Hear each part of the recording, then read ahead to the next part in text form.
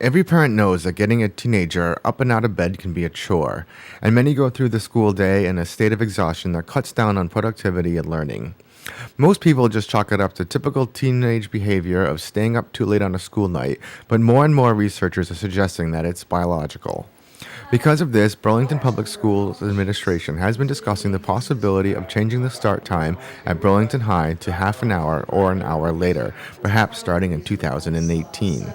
As part of an ongoing discussion, the department recently held a talk featuring Dr. Judith Owens, director of the Center for Pediatric Sleep Disorders at Boston Children's Hospital. She says there's a lot of misperceptions as to why teens want to sleep later.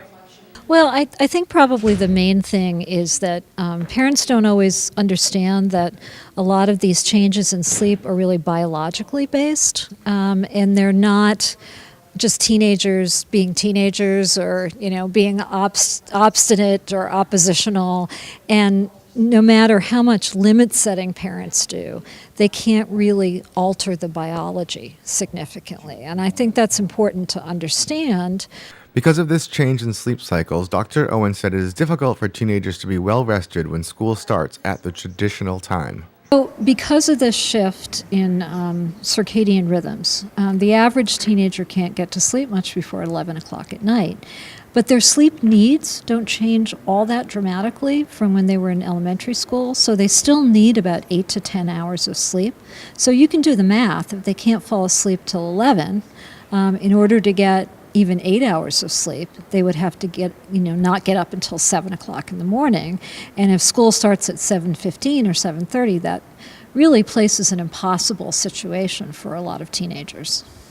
A lack of sleep can do more than affect grades, Dr. Owen said. It can also introduce physical and mental health problems and lead to more risky behaviors. Well, I think we're recognizing that this is really a health issue as well as a performance issue. So we know that lack of sleep affects brain function. It affects your ability to make good decisions and solve problems. It affects your ability to regulate your emotions. It affects your ability to make good judgments about taking risks, use things like substance abuse and alcohol use. So it also has effects on safety. There are studies which show that later school start times are associated with fewer car accidents, for example. So teens who are not getting adequate sleep are more likely to get involved in all kinds of accidents, and they're also more likely to have mood changes, in particular to have symptoms of depression and even to have suicidal thoughts. So when is a good time for the opening bell to ring? Well, the American Academy of Pediatrics issued a policy statement back in 2014. And that recommendation was that middle schools and high schools should start no earlier than 8:30 a.m. And of course, there are differences in commute times and other variables which play into that, but that seems to be a reasonable compromise between getting kids enough sleep and having their circadian rhythms aligned, and not having it so late that it really interferes with the rest of the community.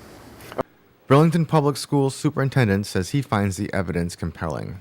Well, I think a lot of the recent research that's come out that Dr. Owens was talking about, I think there's been, again, more recently, more and more evidence gathering on this topic. So there's been a lot more publications, and it's hard to read something that says without changing anything in a school district, you can have a standard deviation of improvement of teacher quality, again, without changing any of the teachers by delaying your start time to 8:30.